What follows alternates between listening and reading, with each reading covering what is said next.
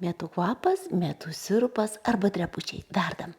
Svarbiausia, kad tas sirupas tinka net ir tiems, kurie paprastai mėtų arbatos negali gerti ir jiems nuo jos sustoja skrandis. Man tai taip būna, kad išgeriu mėtų arbatos iškart sustoja skrandis, nors aš labai mėgstu vanilinis ledus su mėtiniu sirupu. Tai man idealiausias desertas, kiti dar deda to sirupo į mojito, tuos ale mojito tokius kokteilius. Taigi gaminam ir bus galima mėgautis arba dabar, arba žiemą. Na, toksai mėtinis sirupas. Tiesa, darysiu 2 rūšių. Darysiu kaip sirupą. Ne, aš darysiu kaip drebučius, bet galima daryti ir kaip sirupą. Kuogi skiriasi, kad sirupą mes dedam tik tais į tos mojito kokteilius arba galima pilti ant ledų, o jau drebučiai tokie, tai juos pilam ar ant ledų arba galima dėti į kažkokius želė, na, visokiams tokiams improvizacijoms, skanesnėms mėtinėms improvizacijoms naudojam. Galima dėti bet kokias mėtų rūšis, tokias mėtas, tas pipirmėtės, belė kiek jų rūšių yra, tai visos mėtų rūšys tinka. Pirmas darbas, nusiskabom lapelius ir jų paskabom tiek, kad paspaudus jau jų būtų gana daug. Prie filmuko aprašyme aš surašysiu, kiek paprastai ko dedu, taigi, o dabar čia eiga. Imam mėtas, sudedam jas į puodą, užpilam verdančių vandeniu, tiesa vandens pasimatuokit kiek, ir kad gerai apsemtų, sugrūdam grūstuvę, patapšnam, kad lapeliai nebūtų iškilę, grūstuvė mums puikiai tam pasitarnauja, nors tų lapelių buvo daug, štai jie tokie suplikę pasidarė, uždengiam ir dabar galim užvirti. Kai tik tais užverdam, mes išjungiam viryklę ir palaukiam kokias 10 minučių, tada išgrėbiam lapelius. Jeigu virsim sirupą, tai perkošti būtina. Jeigu drebučius perkošti nebūtina, tik tais gerai išgraibyti lapelius. Turim dabar tą skystį ir pilam cukrų.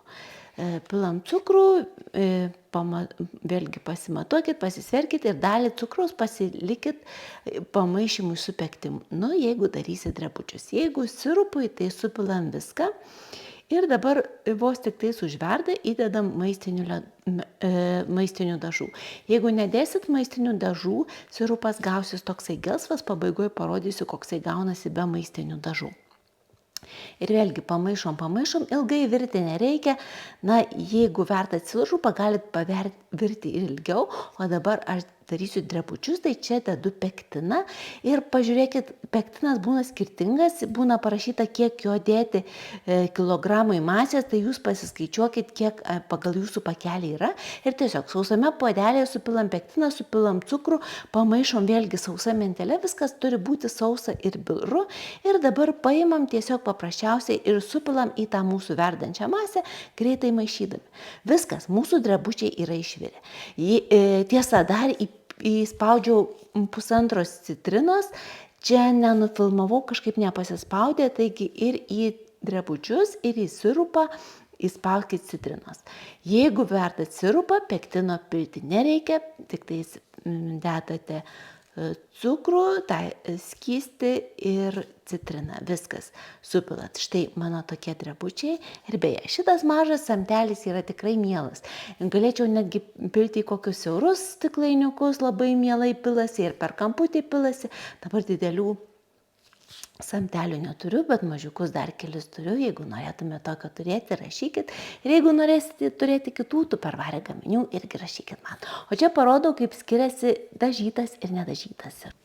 Nežinau, ar gerai supratot, kai taip suplakiau viską į vieną, bet esmė tokia, kad jeigu nedėsit dažų, jūsų sirupas arba drebučiai gausis tokios spalvos, jeigu dėsit dažų tokios spalvos, o sirupas nuo drebučių skiriasi cukraus kiekiu. Į sirupą dedam daugiau cukraus, į drebučius mažiau ir į drebučius dedam pektiną, o į sirupą nededam pektino. Taigi va tokie ir jie puikiai laikosi vėsiam rūsyje, galite ar šaldytuve laikyti ir galite mėgautis. O jeigu norėsit tupperware gaminių, tai visada rašykit man. Iki susirašymų, iki mielų apkabinų.